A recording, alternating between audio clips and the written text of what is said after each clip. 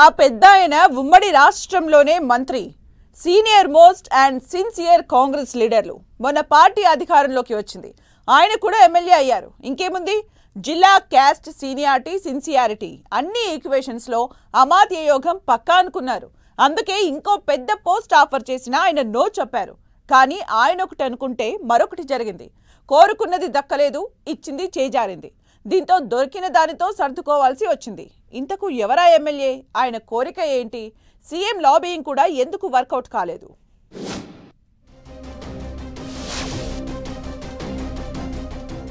మంత్రి పదవి దక్కకపోవడంతో నిరాశలో సుదర్శన్ రెడ్డి. ప్రభుత్వ సలహాదారు పదవితోనే సరిపెట్టుకోవాల్సిన పరిస్థితి. సుదర్శన్ రెడ్డికి మంత్రి పదవి కోసం సీఎం లాబియింగ్.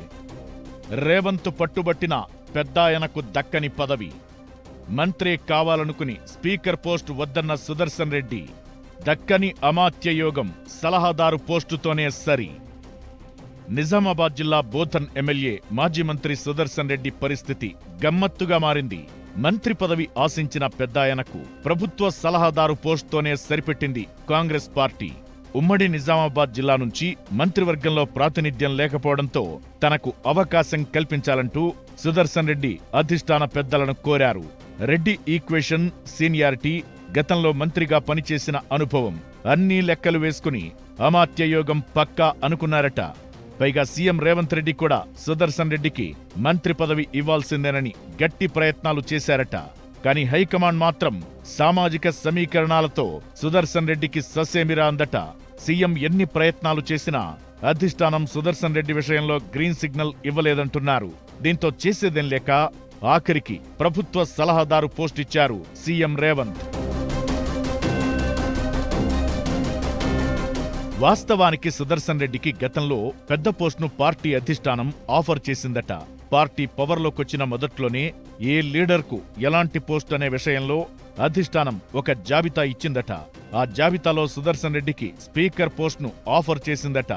నిజామాబాద్ జిల్లాలో గతంలో స్పీకర్గా పోచారం శ్రీనివాసరెడ్డి చేయడం, ఇప్పుడు సుదర్శన్ రెడ్డి కూడా అదే ప్రాంతం సీనియర్ నేత కావడంతో పార్టీ అధిష్టానం శాసనసభ అధిపతిగా చేయాలని భావించిందట. పార్టీకి కూడా ఎమ్మెల్యేలు అంతంత మాత్రంగానే ఉండటంతో ప్రభుత్వం బలంగా ఉండాలంటే స్పీకర్ రోల్ అనేది చాలా కీలకం. అందుకే స్పీకర్ స్థానంలో పార్టీకి లాయల్ గా ఉండే వ్యక్తి ఉండాలనే ఆలోచనతో సుదర్శన్ రెడ్డికి ఆఫర్ చేశారట. కానీ సుదర్శన్ రెడ్డి మాత్రం స్పీకర్ పోస్టును వద్దనుకున్నారట.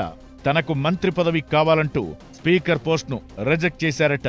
దీంతో అప్పుడు స్పీకర్ గా గడ్డం ప్రసాద్ కుమార్ కు ఛాన్స్ దక్కింది. కానీ సుదర్శన్ రెడ్డికి మాత్రం అనుకున్న మంత్రి పదవి మాత్రం దక్కకపోగా స్పీకర్ పోస్ట్ మిస్ అయింది.